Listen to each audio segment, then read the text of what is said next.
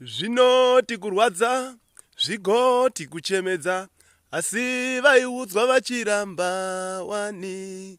Zvakangofanana nemazuva atinawo, vanhu vanoudzwa vachiramba vatarira. Right, tiripo hama dzangu, tangoti tingouya nekashoti aka kungoonesana nekuyeuchidzana kuti Elder David Kanjanda varipo, vatano, vapenyu, uye takapinzwa mugore ra2023. Gadzirirai, pane zviri kuuya mwedzi waApril. April haapfuuri, pane zvinenge zvichiuya. Ngatigarei tiri ipapo, ngatiudze vamwe tisubscribe takawanda, handitika tichipota tichiplayawo music yedu kuti mawatch time awande.